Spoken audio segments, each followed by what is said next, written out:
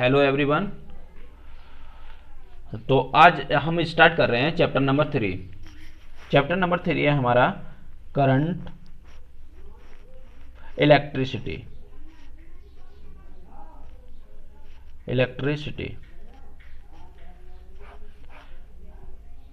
Current electricity. Current electricity क्या है? देखो, करंट इलेक्ट्रिसिटी जो है वो एक स्टडी ऑफ करंट चार्ज, जो इलेक्ट्रिक चार्ज है, study of electric charges in motion is called current electricity. जो चार्ज है उसका मोशन, ठीक है, उसके मोशन को ही हम क्या बोलते हैं? हम करंट इलेक्ट्रिसिटी। जब फ्लो ऑफ चार्ज होता है तो उसे बोलते हैं सिर्फ और सिर्फ करंट। लेकिन अगर उसी की फ्लो ऑफ चार्ज की या चार्ज का जो इलेक्ट्रिक चार्ज का जो मोशन में क्या क्या कंडीशंस हैं, ठीक है, वो हम क्या बोलेंगे? उसे बोलेंगे electric current electricity, right. Current electricity क्या होती है? तो इलेक्ट्रिसिटी है the study of electric charges in motion is called current electricity, right. ये इसी की डेफिनेशन है। ये डेफिनेशन कभी आने वाली नहीं है, लेकिन फिर भी समझ में आना चाहिए कि करंट इलेक्ट्रिसिटी होती क्या है। जो करंट इलेक्ट्रिसिटी है वो क्या है? The study of electric charges in motion, right. तो फर्स्ट जो टर्म है हमारी वो है इलेक्ट्रिक करंट।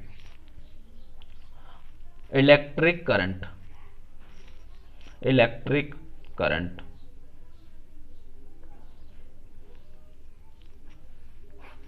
इलेक्ट्रिक करंट क्या है? इलेक्ट्रिक करंट, इलेक्ट्रिक करंट को हमें समझना चाहिए कि इलेक्ट्रिक करंट क्या है। देखो, इलेक्ट्रिक करंट क्या है? The flow of electric charges through a conductor constitutes an electric current, right.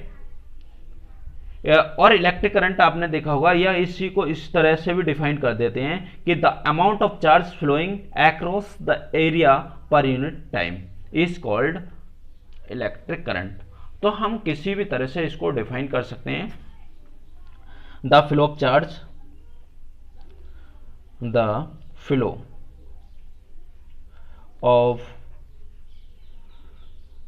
Flow of electric charge, flow of electric charges through a conductor, through a conductor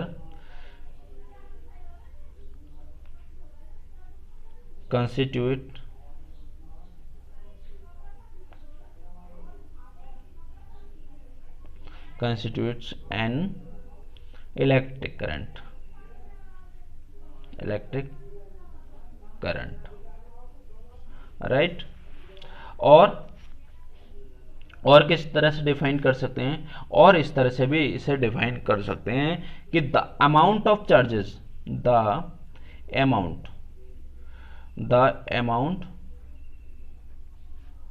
of charge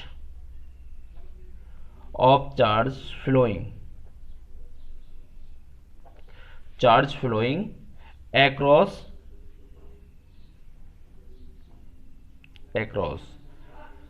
across that area per unit time,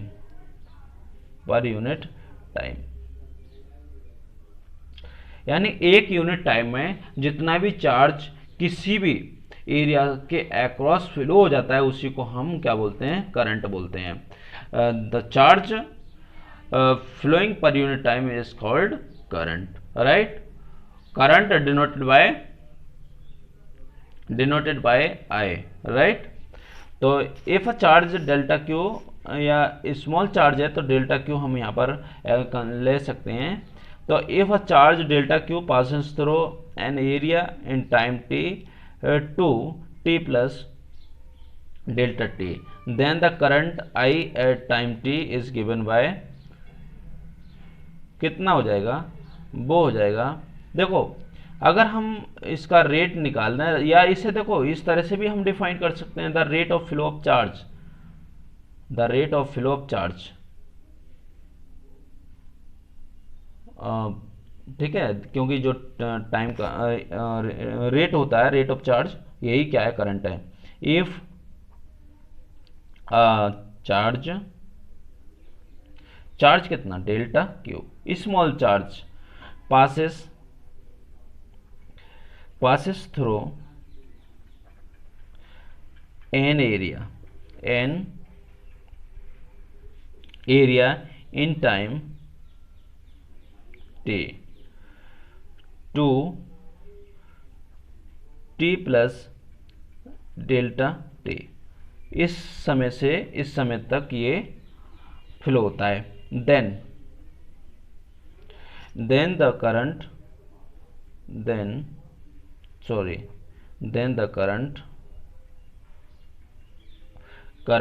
I at time t कितना हो जाएगा, ये हो जाएगा I equal to हो जाएगा limit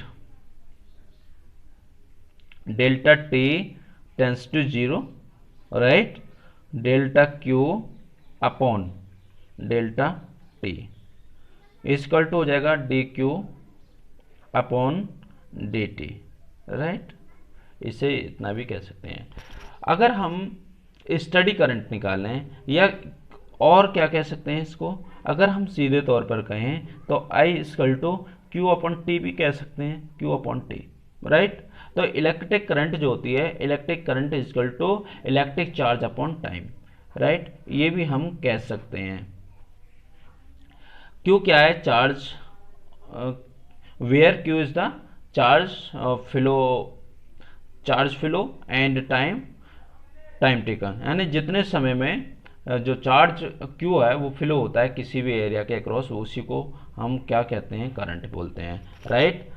तो हम ये सब समझ में आ गया होगा। एसआई यूनिट की बात करें अब इसकी एसआई यूनिट क्या होगी, SI unit of current, SI unit of current क्या है, देखो इसकी जो एसआई यूनिट है, या तो इस तरह से हम बोल सकते हैं कि if 1 coulomb of charge across an area in 1 second then the current through that area is 1 ampere. देखो अगर हम इफ वैसे इसकी जो एसआई यूनिट है वो है एम्पियर। क्या है SI unit of current is ampere. तो एसआई यूनिट कितनी हो जाती है, SI unit is ampere, right, या कैपिटल ए से डिनोट करते हैं, राइट। और क्या है इसमें, अगर हम 1 एम्पियर की डेफिनेशन भी निकालना चाहें तो इस तरह से निकाल सकते हैं कि हमें अभी फॉर्मूला हमने देखा था I equal to Q upon T. तो यहां पर क्या कर दें, if Q equal to 1 coulomb, T equal to 1 second, then I equal to 1 upon 1, right, equal to 1 ampere, right. तो इस तरह से 1 एम्पियर की जो डेफिनेशन है वो किस तरह से बनाएंगे, जो 1 एम्पियर की डेफिनेशन है वो इस तरह से बनाएंगे। 1 ampere current is defined as the 1 coulomb charge flow 1 second across any conductor is called 1 ampere current, right. क्योंकि यहां पर क्या हुआ है, 1 कूलम का जो चार्ज है वो फ्लो हुआ है कितने तक, 1 सेकेंड तक। तो यहां पर कह सकते हैं if 1 coulomb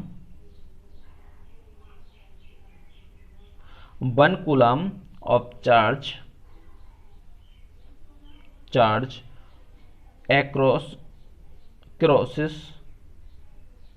crosses an area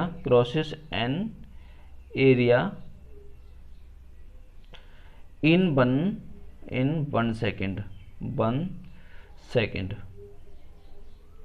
ठीक है, 1 second, then the current through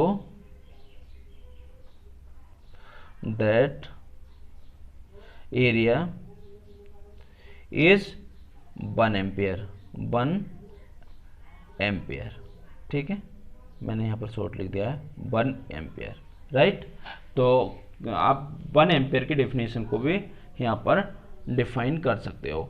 1 ampere की डेफिनेशन क्या हो जाएगी, ये किसकी डेफिनेशन है, 1 एम्पियर, 1 एम्पियर की डेफिनेशन हो गई। 1 एम्पियर की डेफिनेशन कई बार पूछी भी जाती है, तो 1 एम्पियर की डेफिनेशन किस तरह से देंगे, if 1 coulomb of charge crosses an area in 1 second then the current. तो 1 एम्पियर की जो डेफिनेशन है वो आपको ये समझ में आ गई होगी कि 1 एम्पियर की डेफिनेशन किस तरह से हम डिफाइन करेंगे 1 एम्पियर के लिए, राइट। अब अगर हम अब देखो ये 1 एम्पियर हो गया। अब कुछ देखो, कुछ जो स्मॉल क्वांटिटीज होती हैं उसको हम किस तरह से एम्पियर में लाना है, क्या या कह सकते हैं बेस यूनिट में लाना है। इसको देखो, अगर इस तरह से लिखा है 1 मिली एम्पियर, तो 1 मिली एम्पियर अगर इस तरह से लिखा है तो इसे हम कन्वर्ट करें अगर एम्पियर में, तो किस तरह से करेंगे, ये हो जाएगा 10⁻³ एम्पियर, राइट। इसी तरह से 1 माइक्रो एम्पियर, ठीक है, माइक्रो एम्पियर है तो इसका मतलब है 10⁻⁻6 एम्पियर। इसे इस तरह से भी यहाँ पर बोलते हैं 1 माइक्रो एम्पियर, इस तरह से भी सिंबल इसका लगाते हैं, राइट। अब हम बात कर लेते हैं जो करंट है वो किस तरह से हम कह सकते हैं, अभी इसकी डायमेंशन, और अभी तो ऐसा ही यूनिट हो गई, और ये किस नेचर की क्वांटिटी है, नेचर मीन्स ये स्केलर है या फिर किस तरह से है। कन्वेंशनल एंड इलेक्ट्रॉनिक करंट भी होती है, वो उसमें भी हम देख लेते हैं कि जो कन्वेंशनल करंट होती है, कन्वेंशनल करंट उस करंट को बोलते हैं। अब यहाँ पर मैं नई फिर से ही आपको डिफाइन करता हूं। देखो, एक है कन्वेंशनल करंट,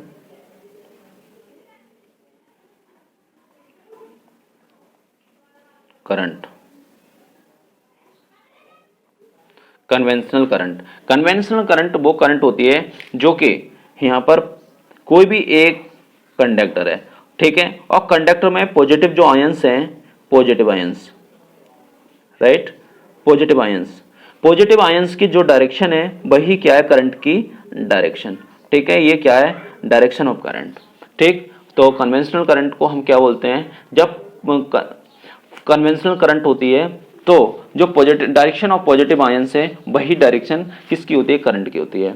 अगर हम इसे डिफाइन करें तो क्या बताएंगे, the direction of flow of positive ions in the conductor is called conventional current, ठीक है।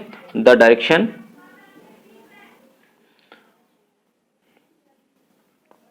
The conventional current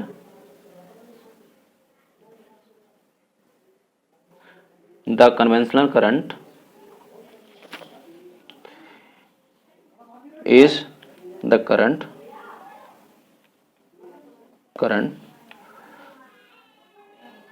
which is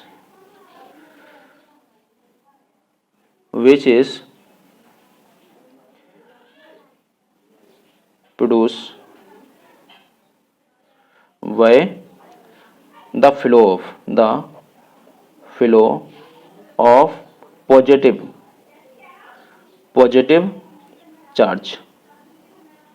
charges in the conductor, right. Conductor में अगर पॉजिटिव चार्ज का फ्लो होता है तो उसे हम क्या बोलते हैं, कन्वेंशनल करंट। और इसकी जो डायरेक्शन होती है, direction of conventional current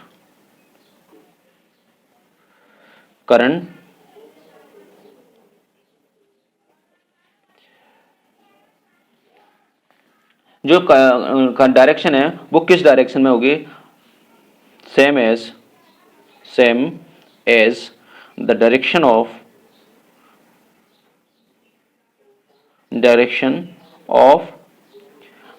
of positive charge,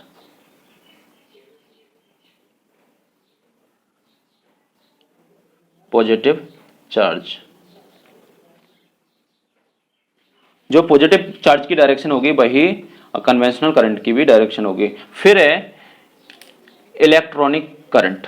ठीक है, इलेक्ट्रॉनिक करंट क्या है? Electronic current, electronic current, electronic current क्या है? अब यहां पर क्या है? The flow of electrons. अब यहां पर क्या है? The flow of electrons, negative charge का जो मोशन है in one direction is equivalent to an equal and opposite, है ना, equal and opposite positive charge motion, है ना। जो पॉजिटिव चार्ज का जो मोशन होता है उसी के अपोजिट होता है लेकिन इक्वल होता है, तो उसे हम बोलते हैं इलेक्ट्रॉनिक करंट। देखो इलेक्ट्रॉनिक करंट को किस तरह से हम समझाएं कि अगर ये एक कंडक्टर है, ठीक है, कंडक्टर में इलेक्ट्रॉन्स हैं, इलेक्ट्रॉन्स भी होते हैं, ठीक है, ये इलेक्ट्रॉन्स हैं। इलेक्ट्रॉन्स कैसे चार्जेस होते हैं? वो नेगेटिव चार्जेस होते हैं। तो इसमें जो फ्लो होगा करंट का वो अपोजिट डायरेक्शन ऑफ इलेक्ट्रॉन्स, जो इलेक्ट्रॉन्स का मोशन है उसके अपोजिट डायरेक्शन में होगा। ठीक है, अगर ये जो डायरेक्शन ऑफ इलेक्ट्रॉन्स हैं वो इस डायरेक्शन में है, ये डायरेक्शन ऑफ इलेक्ट्रॉन हो गई, डायरेक्शन ऑफ इलेक्ट्रॉन्स। ठीक है, तो इधर क्या होगी? इसकी जो डायरेक्शन ऑफ इलेक्ट्रॉन्स हैं उसी की अपोजिट डायरेक्शन में होगी डायरेक्शन ऑफ करंट। ठीक है, ये हो जाएगी करंट, कह सकते हैं डायरेक्शन ऑफ करंट। जो डायरेक्शन इलेक्ट्रॉनिक करंट है, इलेक्ट्रॉनिक करंट का मतलब है जब इलेक्ट्रॉन का फ्लो होता है तो कौन सी करंट होती है? Electronic current. और जब प्रोटॉन्स या कह सकते हैं पॉजिटिव आयंस या पॉजिटिव चार्ज का फ्लो होता है तो उसे बोलते हैं कन्वेंशनल करंट। राइट, तो आई होप ये समझ में आया गया होगा। और जो डायरेक्शन है करंट की वो डायरेक्शन क्या रहती है? Opposite to direction of electrons motion. जो इलेक्ट्रॉन के मोशन की डायरेक्शन है उसके अपोजिट डायरेक्शन में करंट की डायरेक्शन होती है। राइट, एंड ओवरऑल अगर देखा जाए तो जो करंट की डायरेक्शन होती है वो पॉजिटिव नेगेटिव टू पॉजिटिव ही होती है, यानी जो सॉरी पॉजिटिव टू नेगेटिव होती है, यानी पॉजिटिव डायरेक्शन में ही करंट की डायरेक्शन होती है। जिधर पॉजिटिव चार्ज फ्लो कर रहा होगा उसी डायरेक्शन में करंट की भी डायरेक्शन होगी। राइट, तो आई होप इतना ये समझ में आया होगा। एक तो मैंने यहाँ पर समझाया कन्वेंशनल करंट, दूसरा समझाया इलेक्ट्रॉनिक करंट। तो इलेक्ट्रॉनिक करंट और कन्वेंशनल करंट दोनों में आपको डिफरेंस भी पता लग गया होगा कि जब पॉजिटिव चार्ज का फ्लो होता है और उसी डायरेक्शन में जो करंट है उसकी भी डायरेक्शन होती है, उसी को हम बोलते हैं कन्वेंशनल करंट। एंड जब इलेक्ट्रॉन का फ्लो होता है, इलेक्ट्रॉन के फ्लो के अपोजिट डायरेक्शन में करंट की डायरेक्शन होती है, तो इसी को हम बोलते हैं इलेक्ट्रॉनिक करंट। राइट, तो अब एक इसमें छोटा सा टॉपिक और बचा हुआ है करंट का ही, वो है electric current is a scalar quantity. ठीक है, क्या है?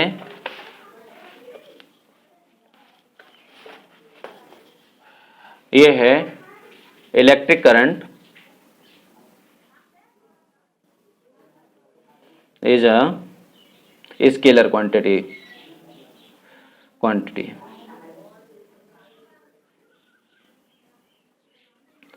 स्केलर क्वांटिटी कौन सी क्वांटिटी होती है? जो कि वेक्टर लॉ को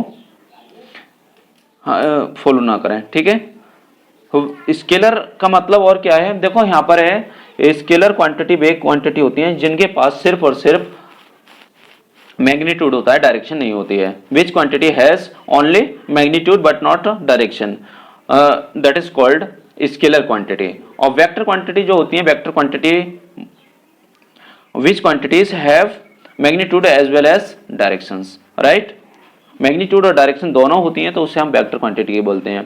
तो जो इलेक्ट्रिक करंट है, electric current has both magnitude and direction. इसका मैग्नीट्यूड भी होता है और डायरेक्शन होती है, but yet it is a scalar quantity because the law of ordinary algebra are used to add electric currents and the addition of electric current do not applicable of vectors law। right, जो vectors law हैं उनको ये कभी भी applicable नहीं करती है, या कह सकते हैं वो एप्लीकेबल नहीं होते हैं, इसीलिए जो करंट है वो एक स्केलर क्वांटिटी है। राइट, तो हम यहां पर ये चीज कह सकते हैं कि जो करंट है, current has magnitude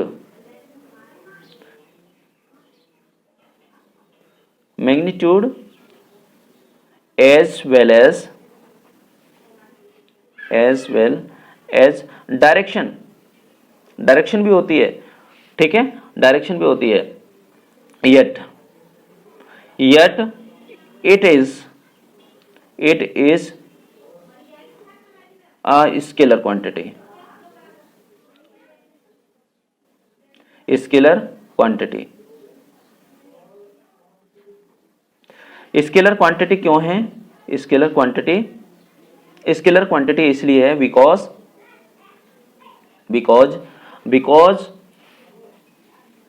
the laws of ordinary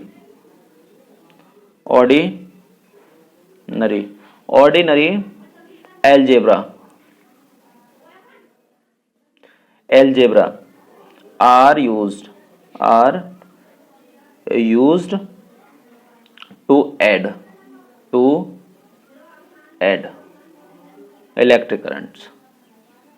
electric current, right? And the laws of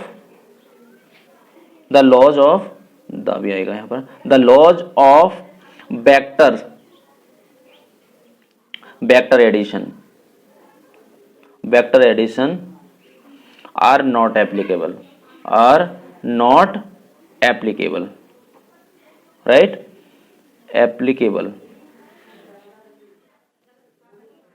applicable to the addition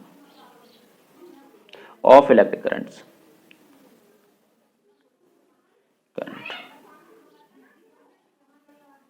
right? तो देखो ये स्केलर क्वांटिटी क्यों है? ये स्केलर क्वांटिटी इसलिए है क्योंकि जो करंट है वो करंट ऑर्डिनरी एल्जेब्रिक लॉ, जो एल्जेब्रिक एडिशन रूल्स होते हैं, लॉ होते हैं, उन्हीं के अकॉर्डिंग ये ऐड होती है, ठीक है। लेकिन जो वेक्टर एडिशन लॉ है वो कभी भी एप्लीकेबल नहीं होते हैं इसे ऐड करने के लिए, इसलिए ये एक वेक्टर क्वांटिटी है, वो सॉरी स्केलर क्वांटिटी है, वेक्टर क्वांटिटी नहीं है। अगर मैं एक इस तरह से डायरेक्शन फॉर्म करूं करंट के लिए 3 एम्पियर 4 एम्पियर एंड 7 एम्पियर, ठीक है, एम्पियर। तो देखो ये अगर हम इसका वेक्टर सम निकालेंगे तो कुछ और आएगा। वेक्टर सम कितना निकालेंगे? अगर इसका वेक्टर सम निकालें तो कितना आएगा? अगर हम अकॉर्डिंग टू वेक्टर सम और ये ट्रायंगल लॉ लगाएं तो कितना आएगा? वेक्टर के अकॉर्डिंग कुछ और आएगा, लेकिन यहाँ पर कितना आ रहा है? 7 आ रहा है। डायरेक्ट जोड़ दिया गया है, इसलिए डायरेक्ट इनको 3 और 4 दोनों जोड़े गए हैं ऑर्डिनरी रूल के अकॉर्डिंग, तो ये 7 एम्पियर आ रहा है। लेकिन अगर हम वेक्टर रूल के अकॉर्डिंग जोड़ें तो यहाँ पर क्या करेंगे? यहाँ पर एक पैरेललोग्राम बनाएंगे और उसके अकॉर्डिंग निकालेंगे। अगर ये निकालें तो कितना आएगा? ये 1 एम्पियर आएगा, राइट। लेकिन क्योंकि इसकी डायरेक्शन और ये डायरेक्शन इस तरह से, और यहाँ पर इसका रिजल्टेंट निकालें तो ये क्या आएगा? ये रिजल्टेंट आएगा इसका, ये रिजल्टेंट ये इस तरह से अगर मैं इधर मान लूँ तो ये जो आएगा 4 - 3 ये 1 आएगा, 1 एम्पियर। जबकि ये 1 अगर दोनों को मिला दिया जाए तो कितना हो रहा है? 7 एम्पियर। 1 एम्पियर तो है नहीं, तो इसका मतलब वेक्टर लॉ को ये फॉलो नहीं कर रहा है। जब वेक्टर लॉ को फॉलो नहीं कर रहा है तो इसका मतलब है स्केलर क्वांटिटी है। अगर वेक्टर क्वांटिटी होती तो वेक्टर लॉ को फॉलो कर रही होती, राइट। तो आई होप ये समझ में आ गया होगा। Thank you so much, have a great day.